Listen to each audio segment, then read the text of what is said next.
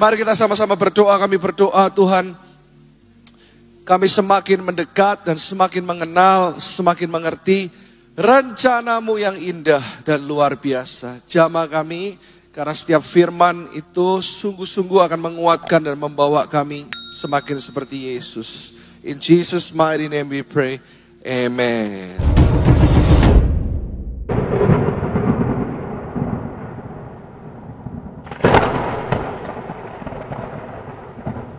Senang sekali selalu bisa melayani bersama dengan sahabat saya, Bobby Satu Jalan. Anda tahu kenapa namanya Bobby Satu Jalan? Ini kan Bobby One Way ya. Ya, dulu siapa anak muda yang tidak tahu lagunya Bobby? Ku kan terbang ya. Dan saya percaya sampai hari ini pun dia melayani Tuhan satu keluarga. Itu karena kemurahan Tuhan. Boleh kasih tepuk tangan buat Praise and Worship Team. Jadi kamu mengiringin saya 4 kali ya. Dari jam 8 sampai jam 4. Jadi jam 8 sampai jam 4 kamu di keyboard terus ya. Haleluya. Tepuk tangan, dia udah iya ya. Judulnya jangan pernah menyerah. Katakan jangan pernah menyerah.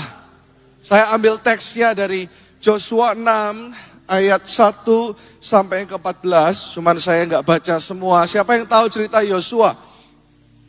Ya, Yosua bersama dengan pasukannya seluruh umat Israel meruntuhkan tembok apa? Yeriko. Kita baca sama-sama dari ayat yang pertama. Pada waktu itu Yeriko telah menutup pintu gerbangnya, telah tertutup kota itu karena orang Israel. Tidak ada orang keluar atau masuk. Tidak ada orang apa? Keluar atau masuk. Lebih keras lagi katakan, keluar atau masuk. Berfirmanlah Tuhan kepada Yosua, ketahuilah aku serahkan ke tanganmu Yeriko ini, beserta rajanya dan pahlawan-pahlawannya yang gagah perkasa. Ayat 3, yang pria baca sama-sama. Mana pria? Suaranya katakan, wuh, amin. Yang pria baca sama-sama. 1, 2, 3, haruslah kamu mengelilingi kota itu, yakni semua prajurit harus mengedari kota itu sekali saja. Berapa kali? Demikianlah harus engkau perbuat 6 hari lamanya. Yang wanita, 1, 2, 3. Dan 7 orang imam harus membawa 7 sangkakala tanduk domba di depan tabut. Tetapi pada hari yang ke-7, 7 kali kamu harus mengelilingi kota itu. Sedang para imam meniup sangkakala. Ayat 5. Apabila sangkakala tanduk domba itu panjang bunyinya, dan kamu mendengar bunyi sangkakala itu, maka haruslah seluruh bangsa bersorak dengan sorak yang nyaring. Maka tembok kota itu akan runtuh, lalu bangsa itu harus memanjatnya masing-masing langsung ke depan. Ayat 5 dulu. Bagaimana ketika engkau mendengar bunyi sangkakala? Bagaimana bunyi sangkakala? Sama-sama katakan, tetereret. Kurang keras. Bagaimana bunyi sangkakala? 1, 2, 3. Amin. Masa kalah sama adik kecil yang di depan ini? Tetereret. Langsung ya, tepuk tangan buat adik kecil yang luar biasa. Ya. Ketika engkau mendengar bunyi sangkakala, maka engkau harus bersorak. Bagaimana kalau bersorak? Katakan, wuh. Bagaimana bersorak? Sama-sama katakan. Haleluya. Ayat yang ke-6. Kemudian Yosua bin Nun memanggil para imam dan berkata kepada mereka, angkatlah tabut perjanjian itu, dan 7 orang imam harus membawa 7 sangkakala tanduk domba di depan tabut Tuhan. Kita lihat cerita ini. Berapa kali mereka harus mengelilingi? 1 hari? 1 kali. Jadi bukan hanya lagunya Glenn Fredly yang sekali ini saja. Mereka harus mengelilingi cuma 1 kali, 1 hari. Dengan meniupkan sangkakala, gimana bunyi sangkakala? Oke. Tapi kita lihat, kenapa mereka menyerah? Kenapa kita mudah menyerah? Katakan kanan kiri, kenapa ya kita mudah menyerah ya? Saya kasih 2 poin saja hari ini. Yang pertama, karena pandangan dan perspektif kita sangat terbatas. Bahasa Inggrisnya gini, our perspective is often limited. Katakan kanan kiri, perspektifmu terbatas. Orang Israel melihat tembok yang tinggi. Next slide, kita lihat gambarnya. Ada tembok yang begitu tinggi. Mereka lupa di balik tembok itu adalah penyediaan Tuhan. Kadang kita melihat masalah kita yang tinggi. Kita melihat, suamiku belum berubah. Orang Israel memang keluar dari Mesir, tapi mereka mengembara di padang gurun selama 40 tahun, 40 tahun, 40 years. Mereka memang keluar dari Mesir, tapi Mesir tidak pernah keluar dari dalam kehidupan mereka. Mentalitas kita masih mentalitas yang lama. Kita masih melihat, oh tembok itu tinggi.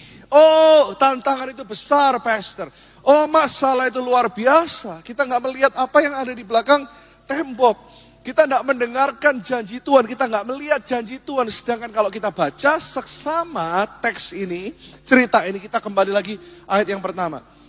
Memang iman Kristen itu bukan berarti gini, kalau Anda Kristen Anda bebas masalah. Kalau Anda Kristen Anda nggak pernah mengalami sakit penyakit. Kalau Anda Kristen Anda nggak pernah akan lihat tembok. Tuhan nggak pernah ngomong itu. Kenyataannya di ayat yang pertama, Tuhan berfirman kepada Yosua, "Hei, dalam pada itu Yeriko telah menutup pintu gerbangnya, telah tertutup kota itu karena orang Israel. Tidak ada orang keluar atau masuk." Memang masalahmu hari ini besar. Memang seakan-akan keadaanmu hari ini belum berubah. Tapi lihat ayat yang kedua. Sekalipun keadaan belum berubah, Tuhan sudah ngomong ini ke Yosua. Berfirmanlah Tuhan kepada Yosua, "Ketahuilah, aku serahkan ke tanganmu Yeriko ini." Wow. Beserta rajanya dan pahlawan-pahlawannya yang gagah perkasa. Hari ini Tuhan yang sama juga ngomong ke dalam hidup kita. Memang tantanganmu besar, memang masalahmu besar, memang suamimu belum bertobat, tetapi aku berjanji dan aku akan menggenapi ketika kau diselamatkan, seisi rumahmu akan diselamatkan. Kok gak ada tepuk tangan? Haleluya. Memang yang kau hadapi belum berubah. Tetapi listen to God. Seperti Yosua, dengarkan apa kata Tuhan.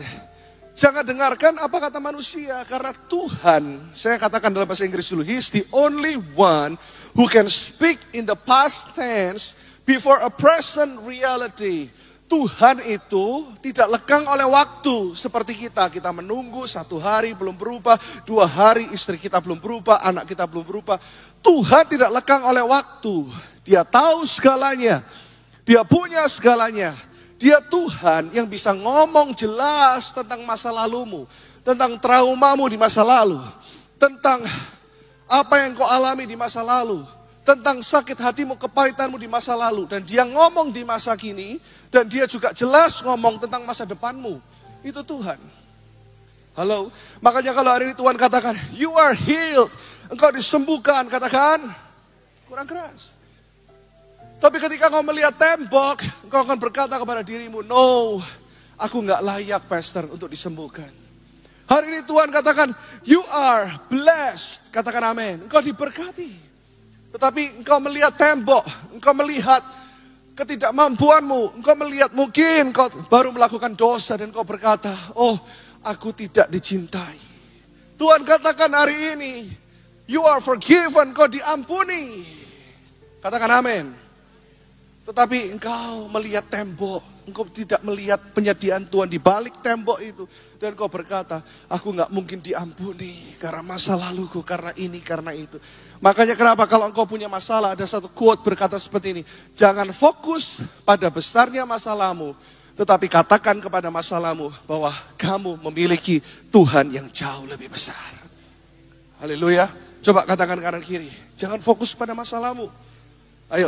Tetapi katakan kepada masalahmu bahwa kamu memiliki, aku punya Tuhan yang besar. Katakan kepada masalahmu, yang telah berjanji dan sanggup menggenapi. Imanku bersepakat percaya kuasanya. Katakan, ku terima sekarang kemenangan darimu. Sekali lagi, semua yang punya masalah, angkat kedua tanganmu. Aku punya Tuhan yang, amin, amin, yang telah berjanji dan sanggup menggenapi. Imanku bersepakat percaya. Dengan iman, jangan lihat tembok itu, katakan, ku terima sekarang kemenangan darimu. Yang percaya tepuk tangannya dahsyat buat Tuhan. Jangan fokus kepada masalahmu, tapi katakan kepada masalahmu, my God is bigger than my problem. Amin. Kenapa banyak orang menyerah? Karena yang pertama tadi apa? Mereka lihat tembok itu. Karena perspektif mereka terbatas. Mereka tidak bisa lihat yang di balik tembok. Dan yang kedua, poin dari 1B adalah gini. Mereka juga tidak tahu kapan tembok itu runtuh. Betul? Betul? Mereka tidak tahu. Yang tahu cuma Yosua. Kalau kita nggak baca ayat ini dengan seksama. Ya. Oh, ternyata waktu saya baca dari ayat pertama sampai 14. Tuhan cuma kasih tahu siapa? Yosua. Kamu keliling satu hari berapa kali? Satu kali. Kalau sekarang kita tahu, kita gampang nyanyinya ya. Kita bisa nyanyi Yosua meruntuhkan Yeriko. Betul ya? Yeriko. Yeriko. Yosua meruntuhkan Yeriko. Pada hari nyanyi sama-sama belajar. Yosua meruntuhkan. Wah, semangat katakan ini. Yeriko. Tangan yang ini. Yeriko. Yosua meruntuhkan Yeriko pada ke-7. Lebih semangat. Kalau enggak saya muter terus. Yosua meruntuhkan. Ayo, lebih semangat lagi. Yeriko. Come on. Yeriko. Runtuh-runtuh ini. Yosua meruntuhkan Yeriko pada hari. Tepuk tangan semua. Jemaat Kristen luar biasa. Karena kita tahu ada ceritanya. Coba mereka waktu itu, mereka melihat tembok yang besar. Mereka melihat tantangan yang besar. Mereka berpikir, kok cuma suruh keliling satu kali lagi satu hari. Ini apa-apaan? Halo, Ibrani 10 ayat 35 sampai 37. Saya bacakan buat Anda. Sebab itu janganlah kamu melepaskan kepercayaanmu. Kalau hari ini kau punya masalah, kalau hari ini kau belum sembuh, di momen Pentakosta ini, tetaplah percaya, katakan percaya. Karena besar upah yang menantinya.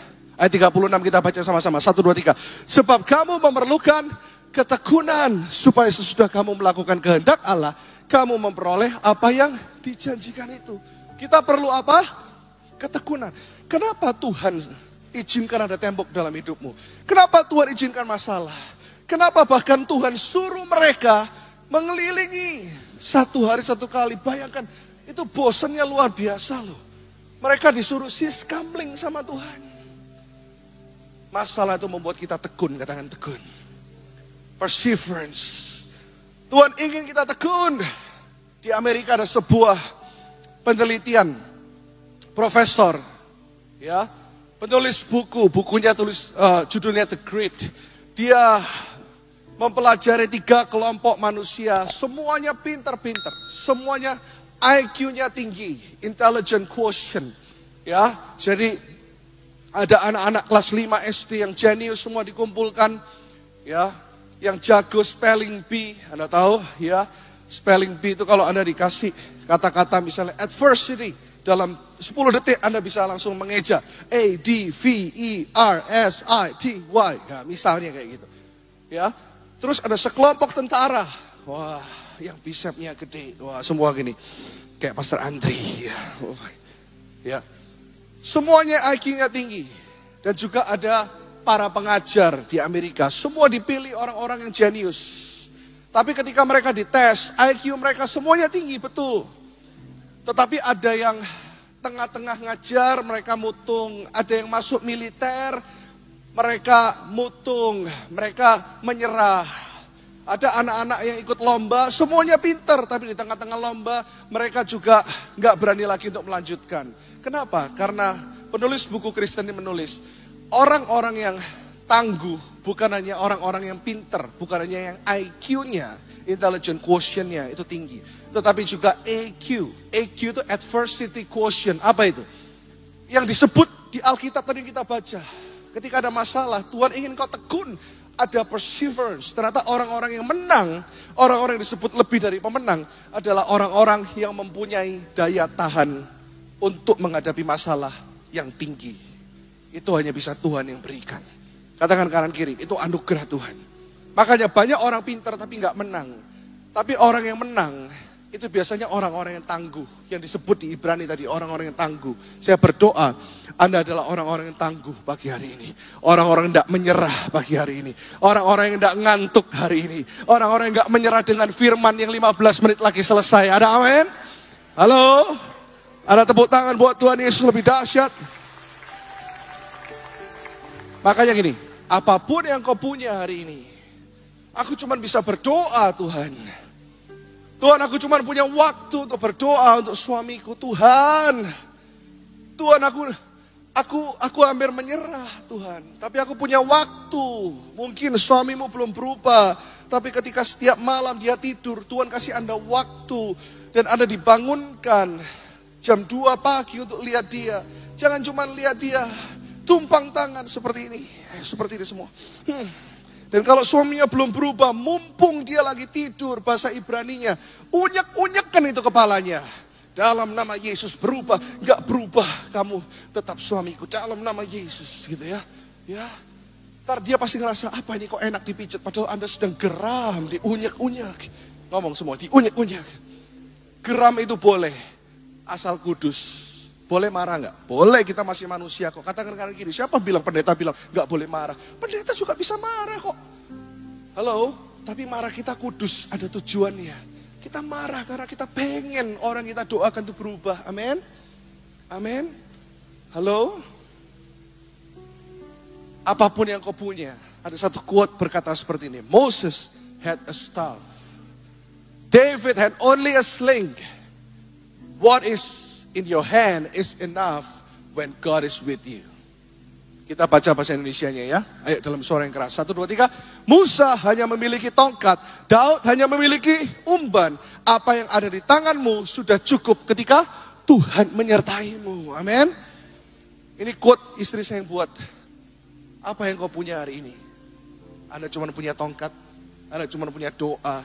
Anda cuma punya waktu. Asal itu di tangan Tuhan.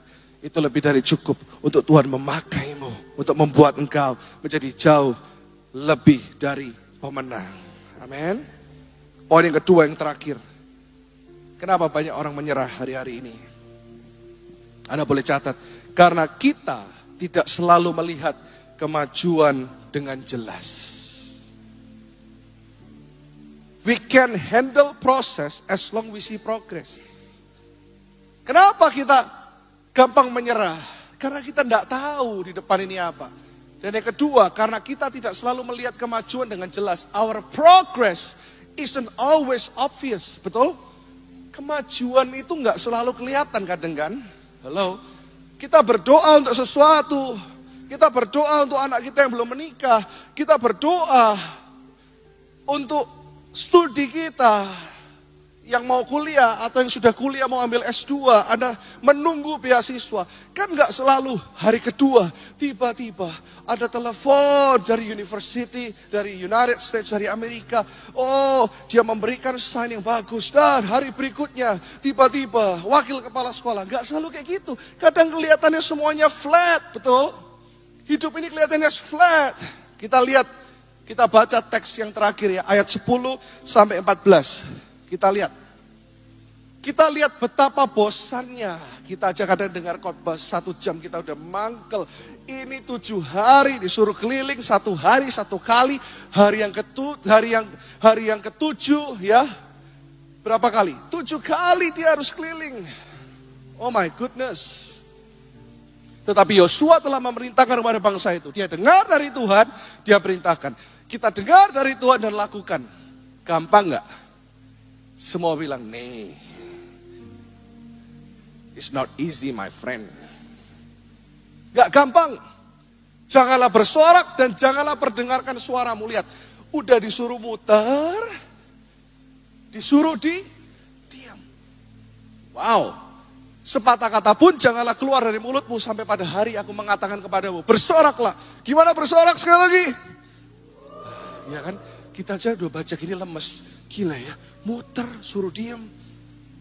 Sampai aku katakan bersorak, next. Sepatah kata pun jangan keluar dari mulutmu. Sampai aku katakan bersorak, maka kamu harus bersorak. Demikianlah tabut Tuhan mengelilingi kota itu, mengedarinya sekali saja. Kemudian kembali mereka ke tempat perkemahan dan bermalam di tempat perkemahan itu. Lihat, kita baca dulu ayatnya supaya kita ngerti. Next slide.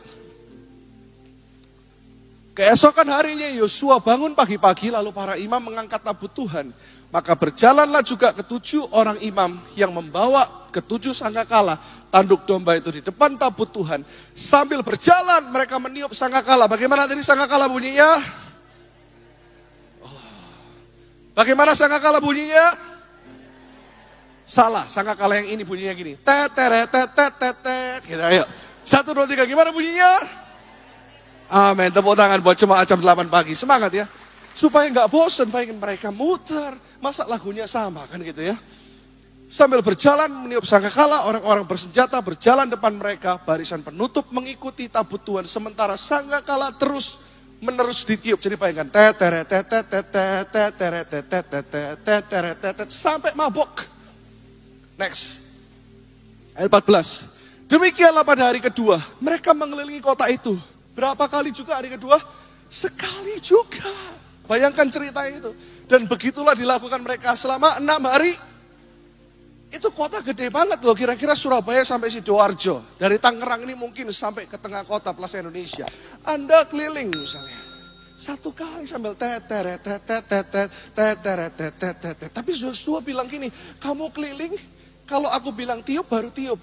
Kalau nggak tiup kamu diem. Kadang kita selalu mikir gini. Apa sih cara Tuhan ini? Pastorku suruh aku berdoa. What? Tapi Yosua bilang gini, selama tembok itu belum runtuh, mereka disuruh apa? Diam. Sometimes our mouth is our biggest enemy. Kenapa Yosua bilang diam? Tuhan memerintahkan kepada Yosua, mereka suruh diam. Karena kadang mulut kita ini musuh terbesar kita. Kita suka menggerutu. Betul?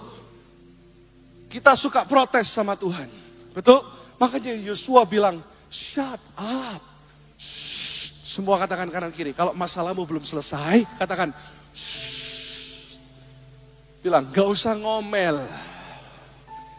Bahasa Mandarinnya, gak usah tocuy. Hentojang. Wah, terlalu banyak ngomel. Dan Anda bayangkan ya, ini hal yang gak enak loh. Mereka ini adalah tentara-tentara yang luar biasa. Tadi saya katakan apa? Mereka biasa berperang. Keluar dari Mesir, 40 tahun mengembara. Saya percaya mereka punya badan yang gede. Mereka udah siap perang. Tapi cara Tuhan adalah siskamling. Bayangin. Cara Tuhan kadang bukan cara kita. Waktu Tuhan bukan waktu kita, bukan? Bayangkan semuanya mereka seperti ini. Gimana? Wah, badannya gede. Tapi kok cuman suruh keliling. Kalau Yosua nggak ngomong diam, pasti mereka keliling sambil gini. Ini saya apa adanya aja bayangkan. Kalau kita baca cerita Alkitab, mereka badannya gede. Bayangkan, suruh keliling tembok, pasti mereka bilang gini. Oh, Yosua iki yo. Kalau mereka orang Jawa, pasti mereka bilang gini. Bencet no Yosua iki. Pendeta macam opo iki, ya kan? Pendeta kok ngomongnya kayak gini. Bahkan ada yang bilang gini, pasti bayangkan Yosua goblok. Kita ini udah siap berperang, kita malah disuruh keliling. Apaan ini? Tapi mereka bahasa Ibraninya ngempet, katakan ngempet. Karena Yosua bilang, mereka mau ngomel, mereka ingat, aku gak boleh ngomel. Oh, masalah gak kunjung selesai, oh gak boleh ngomel. Tuhan katakan, belum lagi kalau istrinya video call. Ini tentara-tentara keren.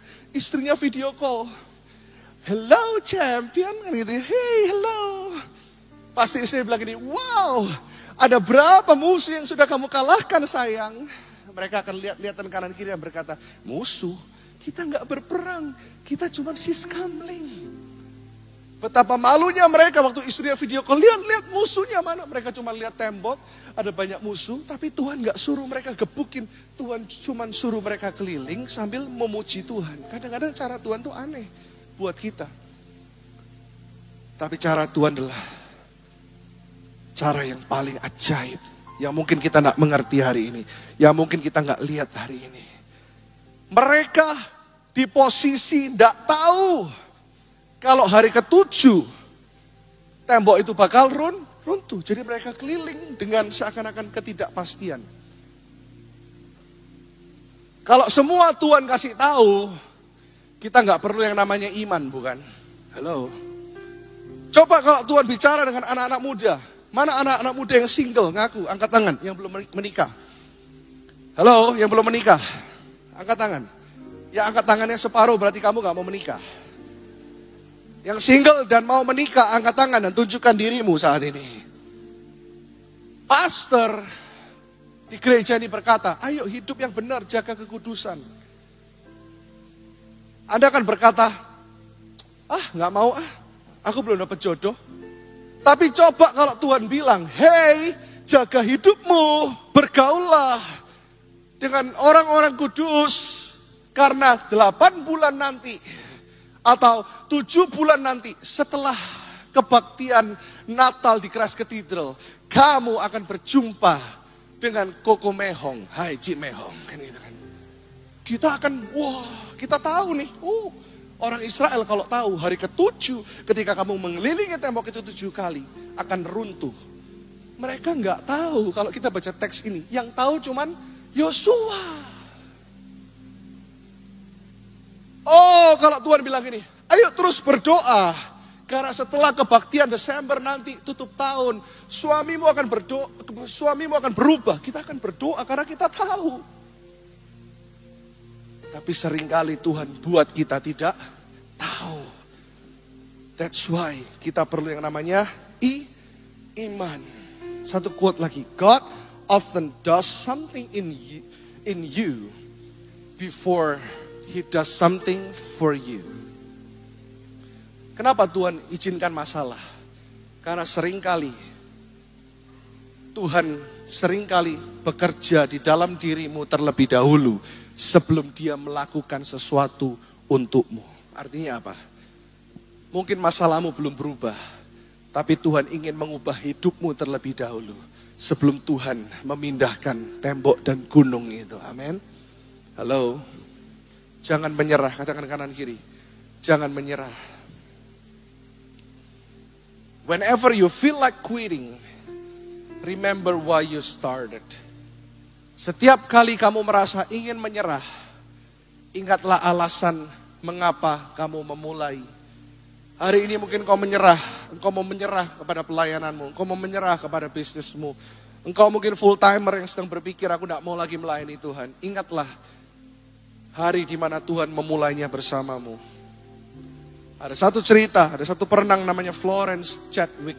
Dia perenang Amerika yang luar biasa. Di tahun 50-an dia menaklukkan, dia perenang wanita memecahkan rekor dunia. Dia menaklukkan berenang pulang pergi Selat Inggris. Sekitar 30 kilometer. Lalu suatu hari dia ingin mencetak rekor baru. Dia ingin berenang dari yang namanya Catalina Coast, pesisir pantai Catalina, sampai ke California. Yang kira-kira 36 sampai 40 kilometer dia harus berenang. Jadi dia tuh berenang 13 jam lebih. Untuk memecahkan rekor yang kedua, dia harus berenang sekitar 15 jam. Tetapi ketika dia berenang sudah berjam-jam, of course pertandingan seperti ini didampingi oleh lifesaver, didampingi oleh dokter, tim penyelamat semua mendampingi dia. Tapi dia tidak tahu dia sudah berenang berapa lama. Di jam yang ke-14 kira-kira, dia mulai melihat kabut. Dia mulai salah fokus seperti Petrus. Nggak lagi fokus kepada Yesus, tapi dia melihat badai itu. Dia mulai takut ketika engkau terus melihat tembok. Ketika engkau tidak melihat apa yang di balik tembok, engkau akan takut menghadapi masalah. Engkau akan takut menghadapi kehidupan. Engkau akan takut melihat pernikahanmu. Dan mulai ada suara kepada dia, kamu nggak akan sampai, kamu nggak akan sampai. Dia melihat lagi kabut yang begitu tebal. Dia nggak lihat lagi tujuannya. Dia nggak lihat lagi apa yang Tuhan sudah sediakan, tapi dia melihat kabut yang tebal. Sampai ketika dia kelelahan karena dia takut. Dia salah fokus, dia melihat tembok, dia melihat kabut itu. Lalu dia kehabisan nafas dan dia berkata, help me. Dia angkat tangan, help me. Ketika dia ditolong naik ke atas kapal, orang yang memegang timer berkata, kamu lihat, hanya 1 kilo tidak sampai, kira-kira setengah kilo lagi, kamu sudah nyampe ke garis finish. Dia nyesel. Tahu gitu, kita sering jadi orang Kristen yang seperti ini. Ya ampun, tahu gitu, Rek. Wow, Pastor Andri bilang akan ada lawatan Tuhan beberapa hari ke depan, Pentecost Celebration. Tuhan gak kasih tahu Tuhan akan sembuhkan Anda, tapi Tuhan bisa sembuhkan Anda di sana. Anda lihat teman Anda sembuh, Anda akan berkata, kita suka kok jadi orang Kristen yang gitu. Ya, tahu gitu, gua datang. Ya, tahu gitu, saya berdoa. Ya, dan akhirnya dia melakukannya sekali lagi dengan fokus yang benar. Sekalipun ada kabut, dia tidak melihat kabut itu dan dia menyelesaikan dengan rekor dunia yang baru. Menaklukkan Catalina Coast ke pesisir pantai California. Hari ini mungkin engkau seperti Florence Chadwick. Atau mungkin engkau seperti bangsa Israel. Engkau sedang ada di hari yang pertama. Gak terjadi apa-apa. Mungkin sebagian dari engkau sedang ada di hari yang ketiga. Anda mulai lelah. Tapi Tuhan bilang jangan ngomel. Atau mungkin sebagian besar dari engkau sudah ada di hari yang ke-6 keliling dan engkau mulai bosan. Saya mau katakan, do not quit on the 6th. Jangan engkau keluar dan menyerah di hari yang ke-6. Karena hari yang ke-7 akan tiba. Akan tiba waktunya tangan Tuhan turun dan Tuhan berkata, kamu lebih dari pemenang. Jangan pernah menyerah. Katakan kanan kiri, jangan pernah menyerah. Ayat terakhir Galatia 6 ayat 9. Kita bangkit berdiri, kita baca sama-sama yuk. 1, 2, 3. Karena itu marilah kita terus berbuat baik dan jangan menyerah.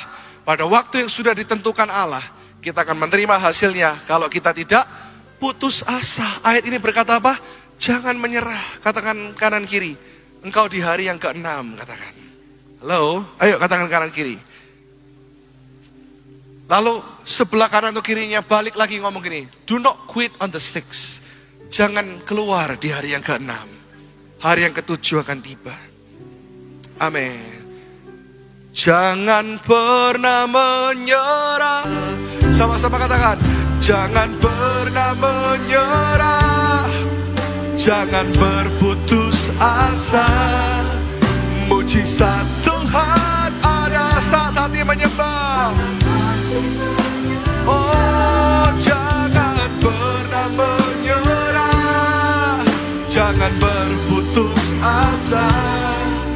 Mujizat Tuhan ada bagi orang yang percaya. Sekali lagi sama-sama. Angkat tanganmu tinggi, katakan. Oh, jangan pernah menyerah. Jangan berputus asa. Mujizat Tuhan ada saat hati menyembah.